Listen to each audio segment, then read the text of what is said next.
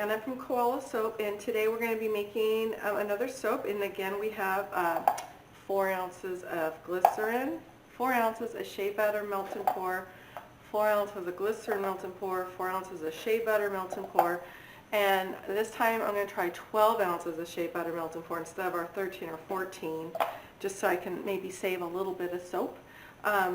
And this, we're going to be using our handy dandy little mold here.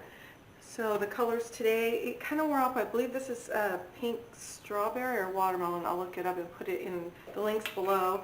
And this is Teal green by Stardust, Micas. So we're going to go ahead and get these melted, and we will be right back. So these are all melted down, so we're going to go ahead and start on our soap. This was our latest project on All DIY Crafts, and so if you could go and like and subscribe, that'd be great. This is for a nurse named Amy. It's in holographic glitter, holographic vinyl to match the colors here. So what I'm thinking of doing is giving soap with a matching cup to some of the nurses at work. That's the plan. And what I like about the cups is these are practice cups. I just get them from, I think it was the dollar store. So the nurses know it's a dollar cup. It's not one of those expensive cups. And they all seem to like it. We just have to have something that doesn't leak or spill at our stations. It's a little harder right now, obviously, but we'll get it done. I'm going to go ahead and we're going to scent this one today with Energy. I'm going to disperse it between 5 mLs. I'm going to turn on the music and we'll get going. So what I'm going to do is, since this is a pound of melt and pour soap, my rule for my soaps is 5 mLs of fragrance oil per pound of soap. I know that we have maybe 12 ounces here, so we have more, but we're going to be pouring this kind of hot, and I'm worried that the fragrance would just burn off. So I'm just going to distribute 5 mLs between these 4 melt and pour bases here.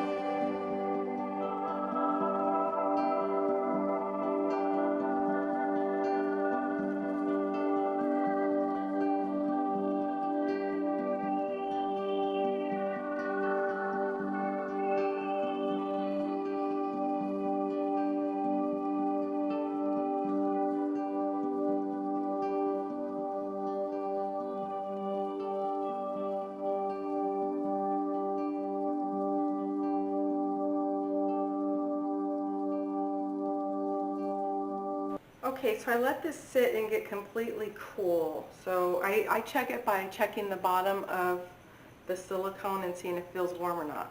So what I'm going to do here is I'm going to grab our 12 ounces of shea butter melt and pour. I'm going to melt it down, and then we're going to make this into our ball, put it in here.